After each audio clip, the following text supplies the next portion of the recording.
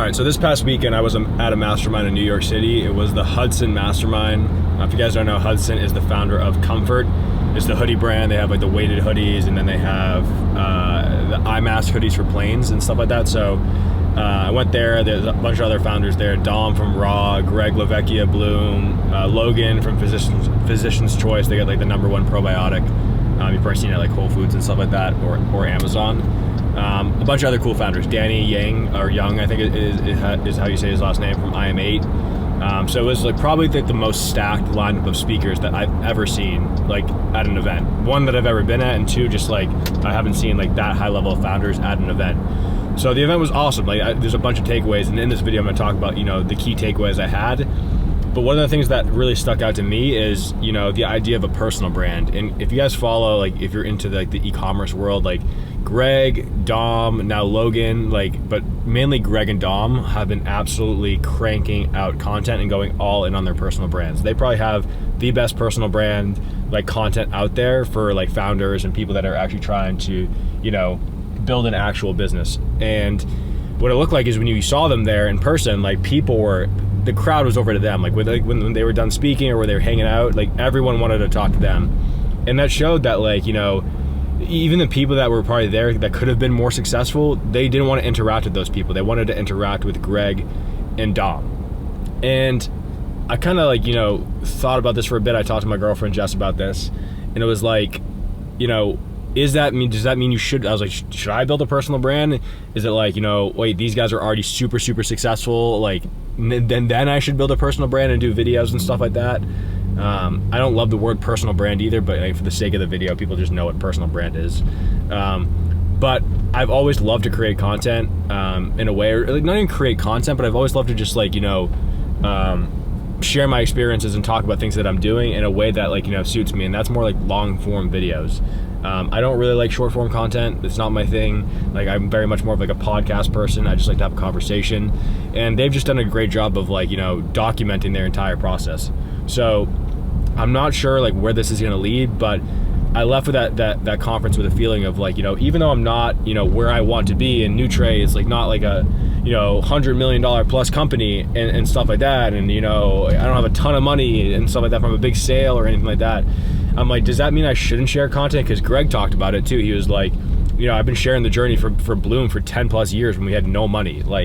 And I was all right, damn, okay, that's true. People want to see the come up and the behind the scenes. They don't want to see people at the top of the mountain.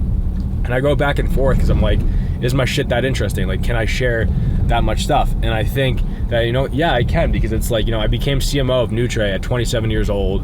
When I started there, we were doing 10 to 15 million, somewhere around there. This year, we're probably on track to do close to 40 million. So, that's no joke. As much as the issue, as I said before, how the goal is $100 million plus and some big, exit, I still have some valuable information to share. And that was evident going there. When I had conversations with people and I say, oh, this is our company, this is what we're doing, this is, what I've done. They were like, oh, what about this? I have questions about that. How'd you do this and that? I'm oh shit, people want to actually learn from me. I'm I'm still learning from people and stuff like that. People want to come to me for some answers. And it's that whole imposter syndrome, as I talked about before on my Instagram. I talked about the idea that imposter syndrome is crazy.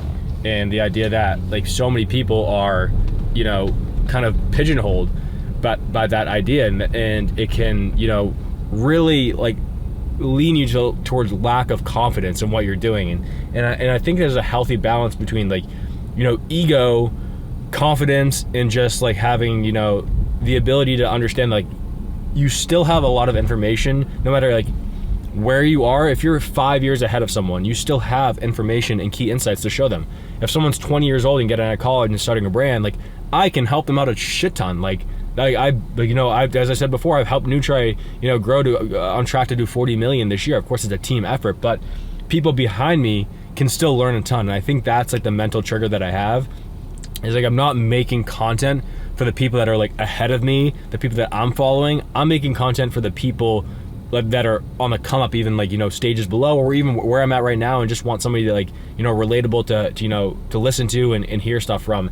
And I think that's why the content that Greg and Dom make makes are very geared towards like younger people. I think they're talking to like their younger selves for the most part. At least Greg, it's very clear that he's trying to help out, you know, people that were younger, maybe that he's kind of talking to his younger self.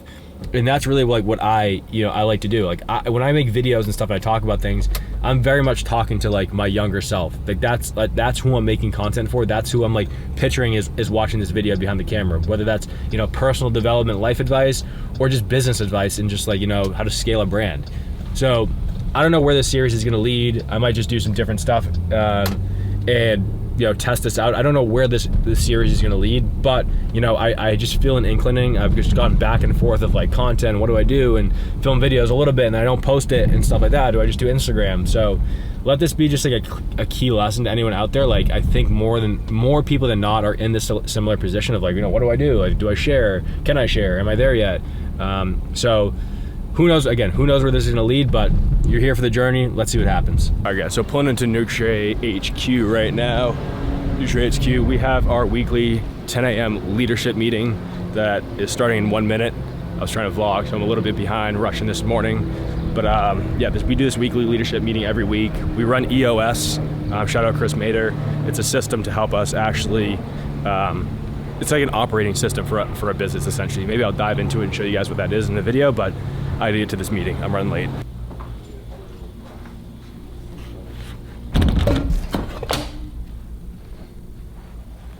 It is, when you pay PayPal, there's two options, like goods and service, and like. I went to a cool mastermind event this weekend in New York City and got a lot of good takeaways. The big kind of thing was networking was a great thing, but two, it's like everything that we're doing as a team is the right stuff that we just have to execute and keep building on a higher level. But there wasn't like, it was cool to see like a lot of these other big brands that are, you know, huge are doing the same stuff that we're doing, and we're just, you know, on the same path. Nobody's in the meal prep space. So it's everyone's talking about like Amazon or like TikTok or like, you know, we're doing this and supplements and t-shirts and beauty, but like meal delivery is very different. But it's cool to kind of like, you know, be in that niche and, you know, you can still take some takeaways, but it was good to see like we're on the right path is the main thing. Yeah. Sweet. So basically I think we talked early 2024, so almost like 2.5 years ago. So yeah, appreciate perfect. It. Bye. Again, bye.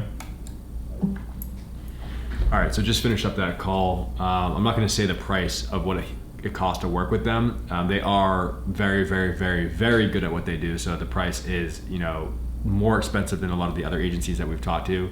I talked to them like 2 years ago. His price is actually a lot cheaper, but now they're working with less clients. But this is one of those things that, like, you know, to scale, you have to work with people that can help you get to that place, that have been there before, and they have done that. So I'm gonna have to talk with finance. This is the things of like, okay, now we have our marketing budget. We have to, you know, see how we can work this in. So I'm gonna go see if we can work this in, and hopefully get to work with them because they're absolutely killers. What did we learn, Tina? So the problem is when she has a call, Nicole's doing a great job with the call, but then it's like, okay, she fills out the application and then she sends it off to Loren, and then Loren, depends on whatever time zone he's in, is probably not going to respond till the next day. I think there's just too long of a period because they get the email, but they don't order like right away. Exactly. Like, okay. And so the checking in with them gives urgency for them to order. Right. And then following up when they got their order gives a better experience on the VIP side of things. I think 90% of people will fill out the application too on the call, like the way that girl did. I think she's saying They have been, yeah. She's saying a lot of people do. I don't know if you're thinking about doing one drop or maybe multiple drops, like one right on that Labor Day week when people are getting back, and then maybe a secondary one towards the end of the month to reiterate the message and drive it home. But just a couple of different ways to think about it. I think one drop might be fine. Okay. For that, what I'm trying to focus on and thinking about right now is the messaging at the I just say back to school, but like I could think of, you know, the laying back to routine, because I think a bunch of people post summer and stuff like that. I would have to like spend a little bit of time thinking about what that is. Back to school is a huge one. I actually, for us, the way that I think about it, and this might just be helpful just so you guys can, like, we can be on the same, you know, wavelength. For us, you know, since we are like not like the biggest meal prep brand out there, and like for example, we look at back to school as something that our competitors aren't doing. So like a lot of other competitors focus on the bigger holidays. They might do Black Friday. I don't know how big of a deal Black Friday is to a company like Factor or something like that. or other major holidays, but I think we try to play in the pockets of where our competitors don't. So I think back to school or something like that could be, it's always done well for us. September has a huge blitz, September, October. So some sort of messaging around that. I'm trying to just like even just think on this call what that would be. I'll drum up some ideas from that, because it's like back to school but back to routine, like I don't know, something around there. So I'll work on that.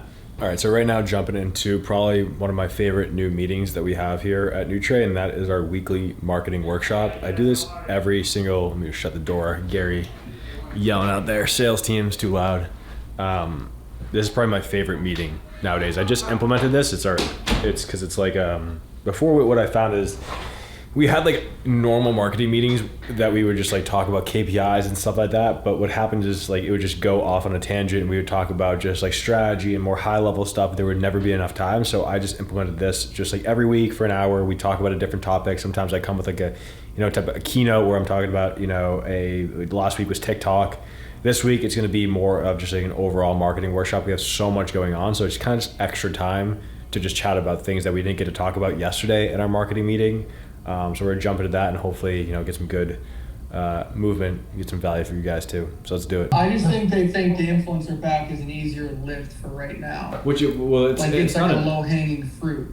Yeah, it's not an or thing. It's just like we're thinking of doing, the conversation just came up to do both. I think they kind of got that when we said that. It's like we're doing influencer packs, but like we can do an influencer pack with a bigger person like that, or Nick Giovanni or a pasta queen, but it would make more sense if the pack actually has their meal in the pack too. It's really just like a better way of doing influencer. I think Tina said yesterday, it's a very just a better way of doing an influencer deal with more customization. Instead of like, hey, go use my discount code to order Nutre. It's like, hey, I worked with Nutre to actually pick, here are my 5 favorite meals from Nutre, go get my pack on the website. It's just a different CTA. I think it's way more natural.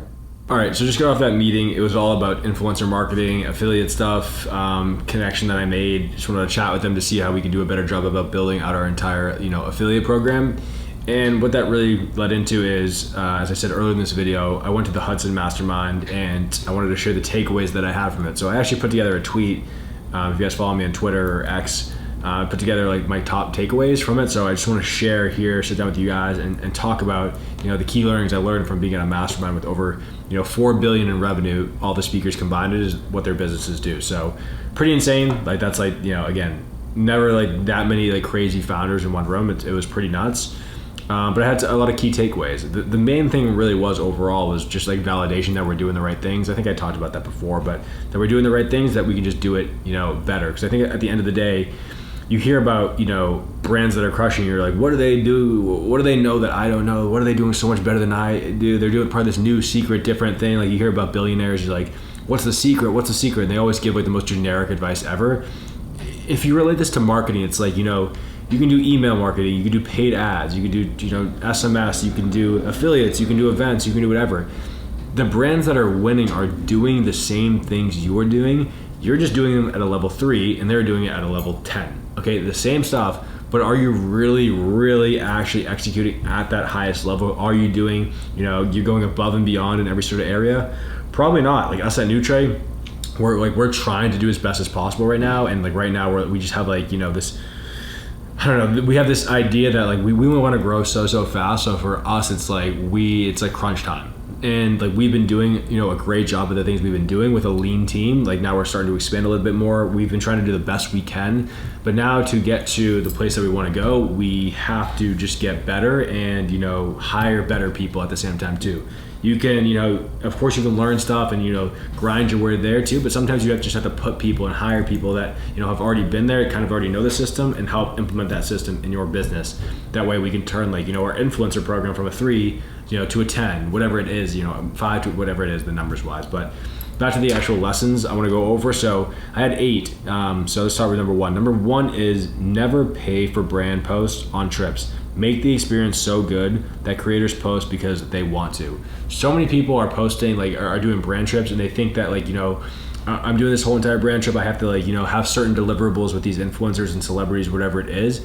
The idea is you do not want to have like specific deliverables, because as soon as you have specific deliverables, it turns it into like a business transactional deal versus like, hey, we're going here to have a great time. We want you to have the best time possible. We want you to learn about our brand, of course, but we want you to have a great time. And naturally through doing that, these people are just going to post a hell of a lot more content versus like maybe you're like in your contract, hey, do 3 videos. Now you're just like, come have a great time, and you show them a great time, and they're going to post 10 videos, and they're going to be actually bought into your brand.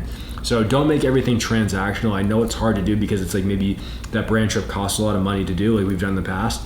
It costs a lot of money to put on a brand trip, and you want to get ROI, but you don't want to force it. You want people to have fun at the party. You don't want to like be forcing people to do stuff they don't want to do and making it very like transactional.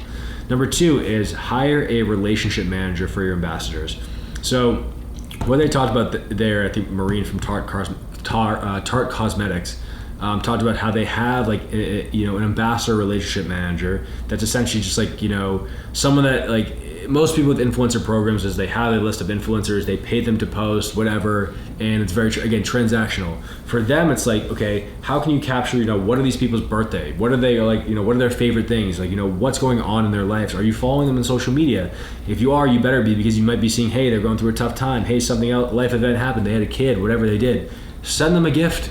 Send them some DoorDash if like they're like going through some crazy stuff. Send them a gift on their birthday. You really have to treat these people like clients. It's no different. You want them to be feel as though like you care as a brand, because I think a lot of brands do care, but they just like don't think about showing it in that sort of ways, or they don't have the resources to like be able to deliver that sort of experiences. But I would argue that you have to have those, whatever your attention like, time has. That's something that you need to spend a better time at. We're going to do a better job at that. We do some stuff, but I think overall we're going to treat that more as like a real thing. Anytime we bring on a creator, an influencer, we're going to treat that relationship as that they are like a top tier customer, because again, the better they do, the better we do, the better everyone does, we all win.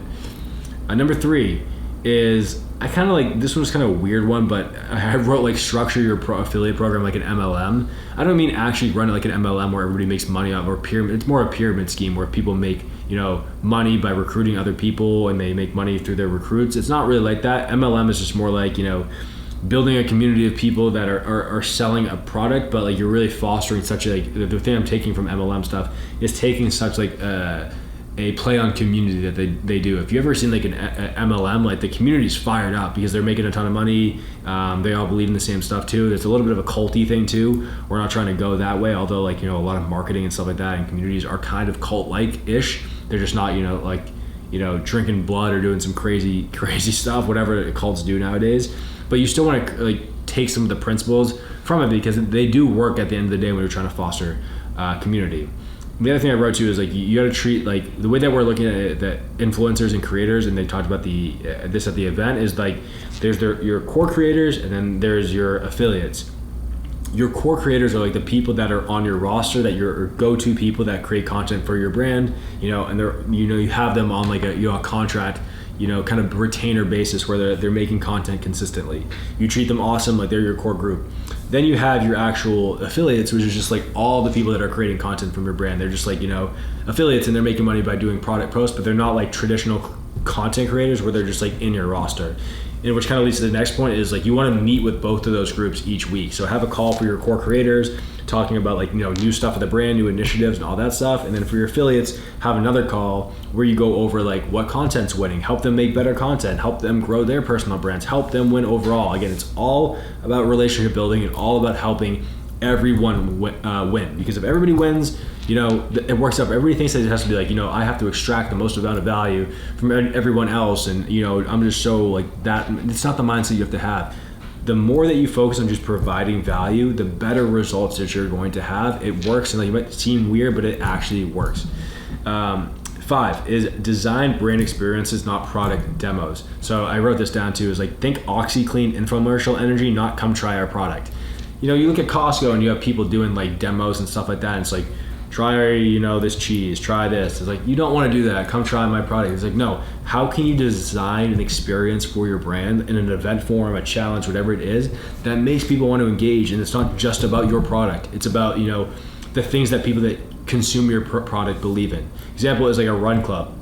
If you're like a running brand, say you're starting like a running, a running clothing line or a running shoe line, like go start like Devin Levesque and Jesse Itzler did a good thing. If it's Running Man, whatever the brand is, they did a good job of this of like, okay, we're not just gonna be like buy our running gear. We're gonna be like, we're gonna create a running festival, a community. I think it's a festival of people that are interested in running, and by doing that, they're gonna find out about our brand, and they're just naturally going to buy our brand because they associate our brand with a good time that they're having.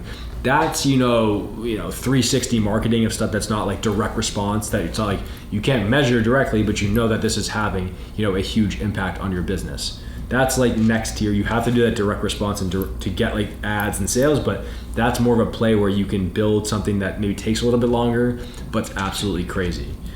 Number 6 is one big celebrity partnership can beat 100 affiliates across the board. What that means is Dom from Raw was talking about how like you can get a bunch of affiliates, 100 creators and stuff like that, or you can get someone like a David Beckham, or like a Giannis for IM8, or Chris Bumstead for Raw. Those people have, if done right, have the ability to transform your business like overnight. It's nuts. If you do it in the right way, a lot of brands just think they can just do a post and that's it. No, you have to do an amazing job. And in another video, I'll talk about how you can actually create a campaign with these athletes and celebrities and actually, turn this into a huge like brand lift, not just like, come try this because David Beckham does this. There's an opportunity to really make the partnership crush and really do it in the right way. We're experiencing this right now. We've done it in the past a little bit. We're going to be doing this more and more, and I really have to make sure that we execute on this plan to a T, and we're just, because it's going to be expensive to partner with these huge influencers and celebrities, but if we do it in the right way, the ROI is going to be huge. Number 7, this is something that I came up with my own, and I have called it something, and I think this is going to blow up, and I want to be the first one to talk about this. I'm going to do a whole separate video because I think it's that important, but it's the whole idea of, I'm calling it the Quentin Tarantino method. What this means is, for those who don't know, Quentin Tarantino, probably one of the best directors of all time, he is famous for, in his movies, for casting celebrities and actors that were once famous and like top tier on A-list, whatever, they're the top of the mountain, but fell off for some time, and recasting them in a movie and bringing them back from the dead. If that's the metaphor you want to look at. John Travolta was a great example of this. John Travolta was one of the Saturday Night Fever was one of the best actors and most popular actors, best interpretation, but one of the most popular actors for a while. He kind of fell off. He had a bunch of like shitty movies, and then Pulp Fiction came around, and Quentin talks about like he was trying to find people, and he wanted John Travolta, and people are like, oh, John Travolta, he's like fell off. Like, what do you want? You don't want him in the movie. He's like bad luck. He's like, no, John Travolta needs to be in this movie. And he did the movie, and Pulp Fiction is one of the best movies, most popular movies of all time. And why it works so well is kind of 2 parts. One, John Travolta is still a great actor. He can act. He's so great of it. He's still a great actor. Just because he fell off, had some bad movies, he still has the capability to act. 2, it brings back a feeling of nostalgia. A bunch of people are like, oh, John Travolta, I remember him. He was the best and stuff like that. And on top of it, nostalgia is probably one of the most powerful, feelings you can create in marketing. Like, we're going to be leaning heavy into that. But 2, with the whole nostalgia thing is, people are, just because you fell off, like, people don't really pay attention too much to that. Like, America, jokes about, loves a comeback story. Like, if you fell off, you hit rock bottom, Mike Tyson, Conor McGregor, whoever it is, like, people, and they make their comeback, people are excited about them. They're still famous. They still have capture attention in people's mind. And the beauty of all of this is you're getting these people, like, when they're like quote unquote fell off or at the bottom, you're getting them from a great price. Because maybe back in the day when you try to get them, they were the price to get these people was crazy, but now they're not really getting a lot of brand deals. So it's your job to find those people, get them for a great price, and bring them back to life. So Nutre has some examples of people that we're looking at. I think it's just cool in general that I don't want the idea of fell off or whatever it is. Like, I like the idea of these people are super talented. Maybe they just had some bad movies, bad songs, whatever, but they just need their next break, and you can bring them back to life. Hilary Duff is an example who was popular before. I don't know if she fell off, but just went dark for a bit, and now she's back on top. So that's an example of what we're gonna be doing. I'm gonna go deeper into that of how we're gonna find that, but that's the way that we're doing it. I gotta answer this. It's my girlfriend Jess. All right, we're back. The last thing was I'm gonna go more and more about that Quentin Tarantino method in a whole separate video because I think that is going to be huge. The last thing, super simple, is visual hooks. Use more visual hooks in your marketing, your ads, and stuff like that. Logan from Physician's Choice, shout out Logan. He gave an awesome talk at the Hudson Mastermind. But leaning more into visual hooks. You look at like Physician's Choice, IM8, Mary Roos. Everybody's leaning into these crazy visual hooks and like a lot of like graphic body stuff that's like kind of weird, but like, you know, it gets your attention. It works at the end of the day. You have to stop people in the scroll because everybody's scrolling, and like you have to do something that like stops them. Is like, what the hell is this? And they watch, capture their attention, and then like you educate them on whatever the product is. So we're going to be doing a better job at Nutre. It's hard with food too, because food is like, you know, we got to make the food look good. So it's kind of hard to have like, you know, something graphic on the screen before. We've tried in the past. We have for years. Sometimes it does well, sometimes it doesn't. But those are my key takeaways from the Hudson Mastermind. Overall, it's like, you know, listen, there's brands that are, you know, executing at the highest level because they're just doing things better than like everyone else is doing. And it's less about just like, you know, running campaigns and just doing things on and off. These guys are creating creator armies, for example. They're creating flywheels, they're creating systems. The systems is probably the biggest thing, because as much as all these things are key, like, and you can execute like some people, you know, you're not executing at the top level. Like the reason sometimes people can't execute at the top level is they don't have a system in place. And for us at Nutre right now, we've scaled a lot just through pushing. Now it's time where we're trying to build systems where we can just like, you know, hire more people to help run the system, where it's not just like everything's on the fly and going, and we just do this and this, and, you know, we're running around with a chicken with their head cut off trying to figure shit out. Now is the time where we're building systems to actually, you know, get us to the place that we want to be at, which is a $100 million brand. That's like, you know, what this series is about, how to grow, you know, how we're growing Nutre to a $100 million brand. We're all already multi 8 figures, but like $100 million is the goal for our brand. So as always, hope you guys got value from this little segment here with talking about the Hudson stuff, and who knows where this vlog's gonna go. I don't know if we'll film more clips on this one. Again, I'm just kind of recording shit and see what happens. So see you in the next one.